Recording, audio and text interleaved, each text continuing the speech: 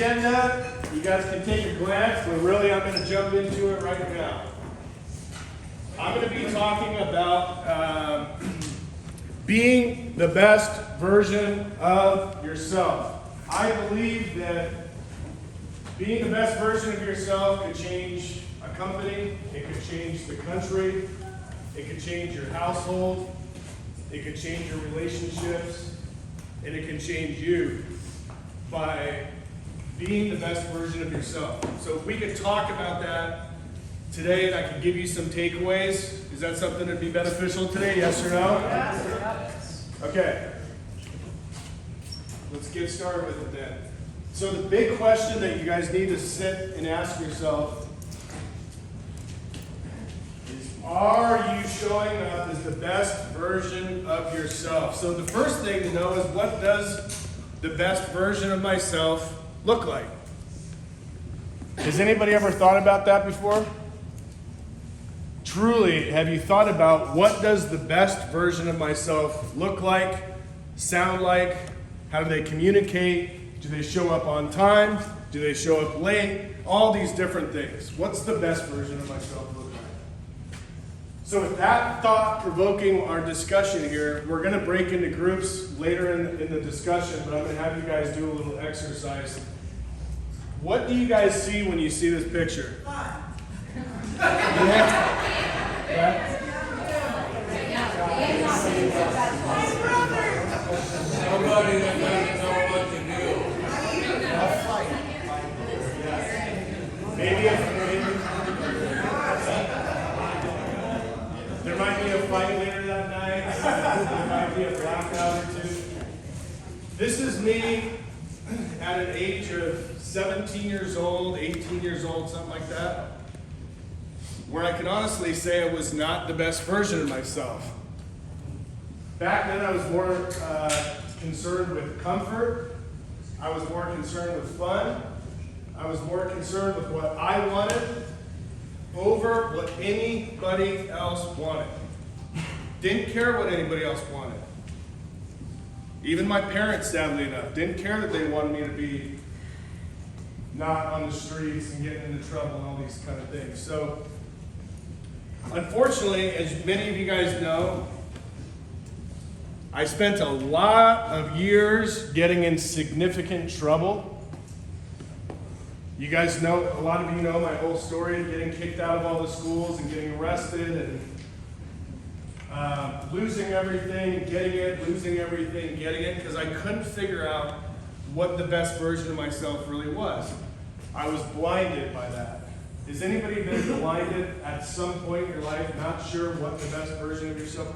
Yeah.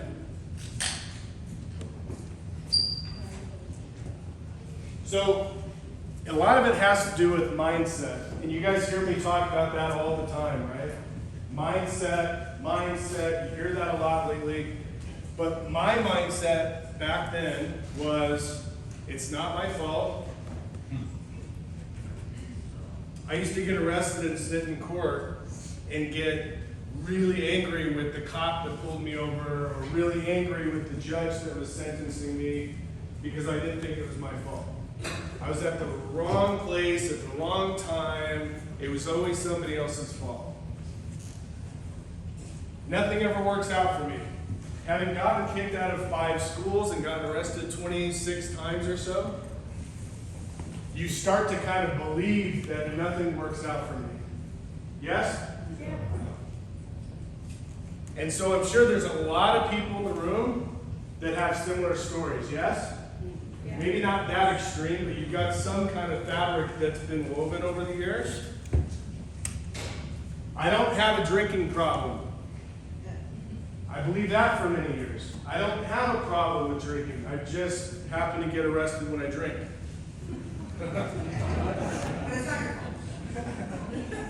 And a big thing that I used to think was, I'll never be able to succeed because my background will prevent me from doing that. Which was true at the beginning. I could not get a job anywhere because most of the time, Diane, where's Diane? Diane does the background checks, and if the background comes back pretty heavy with things, it's probably a negative, right? Probably a no-go. So that was my mindset. So what I'm going to talk to you guys about is the glass door.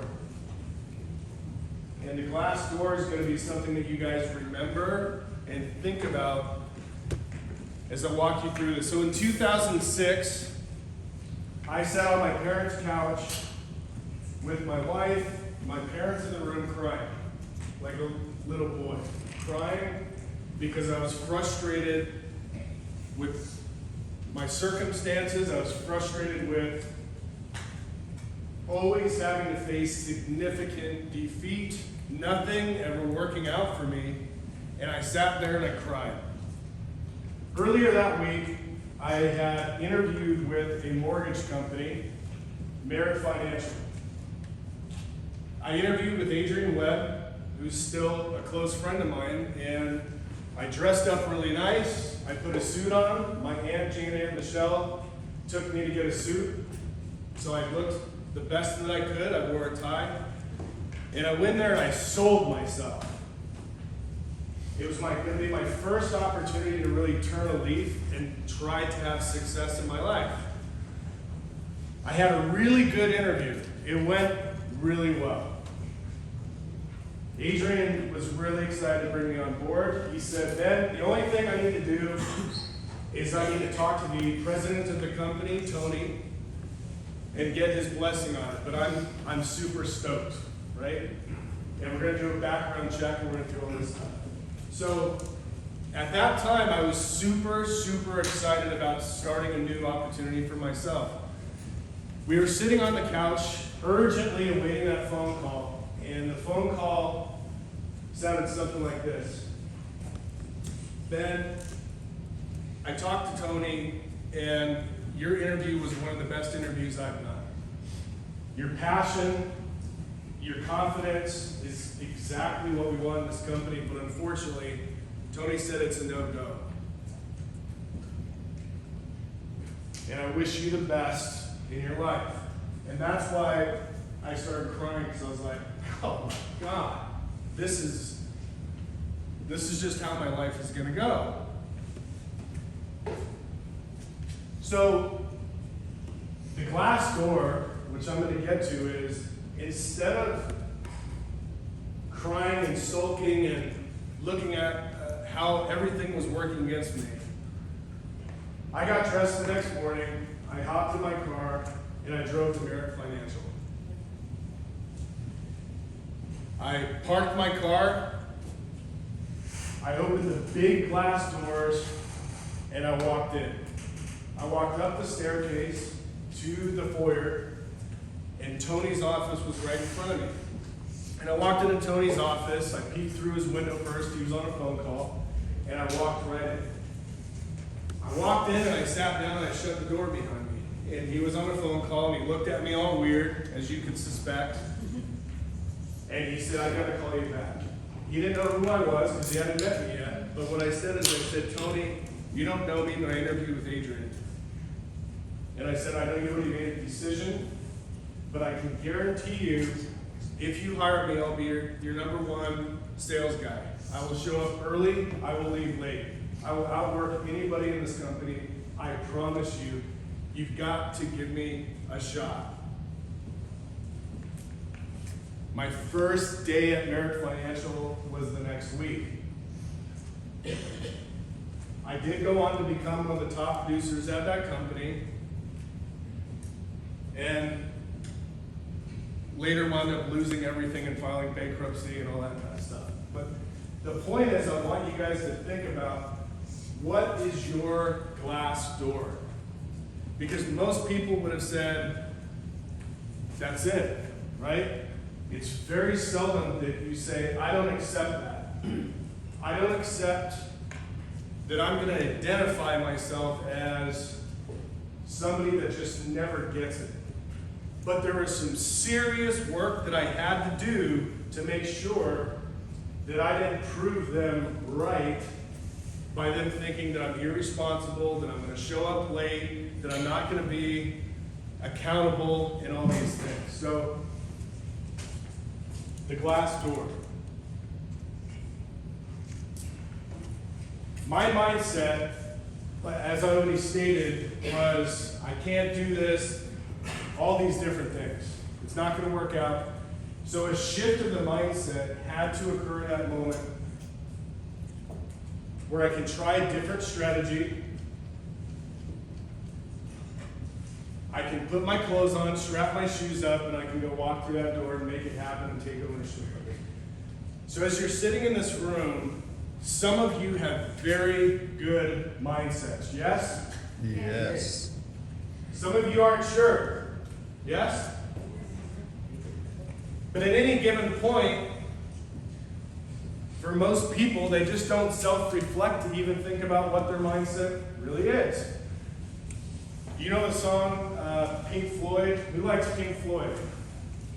One of my favorite songs is Comfortably Numb. And I think a lot of people go through life being comfortably numb. Because I think it's harder to really, truly look at yourself in the mirror and take a real hard look at what does the best version of myself look like. So, it's not just a cool picture. I'm going to share something with you guys that's going to, feel free to take your phone out and take a picture of what this says, because I think that I already took a screenshot. this creed that I've had to learn in my life, because it says I focus only on the things I have total control over, which is my effort and my attitude. Isn't that the only thing that you have control over, is your effort and your attitude? Period. If you have a shitty attitude, shame on you, because you have control over that. But you cannot control if the president sends us into war and you get drafted. I mean, it is what it is, or whatever it is, right? But I can control my attitude towards that, and I can control my effort that I apply. And it's not just the effort that you apply at work, it's the effort that you apply at everything in your life. I think that being successful is a lifestyle. I don't think success is a dollar amount in your bank account. I think success is a lifestyle. And your lifestyle happens to be broken up into different categories: health, wellness, relationships, career, faith, spiritual, all these things. Once you have a mindset for success, you start looking at each compartment of your life differently. Yes? Yeah. And once you do start looking at it intentionally, because I hate to tell you, everybody's going to die in the room. Everybody's going to die in this room, and some people wait too long to figure it out. Some people wait too long to be the best version of themselves. And it's not anything to do with money. So it says, by focusing only on what I can control, my effort, my attitude in the present moment, I can have the peace of mind that comes from knowing the results will take care of themselves. So I knew back in every pivotal moment, in all the peaks and the valleys and the darkness and everything, that things would work themselves out. Even when we moved out of our Woodville building and we had to get this one, I got turned down by 28 banks. Nobody would finance this building for me because why? My background and my bankruptcy. I couldn't believe it. But I kept on putting my suit on, going into banks. I had a PowerPoint similar to this, and I pitched the VP of the bank until somebody said, we're willing to roll the dice on it, and here we are.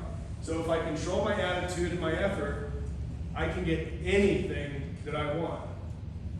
And if I don't, then I won't. It's that simple.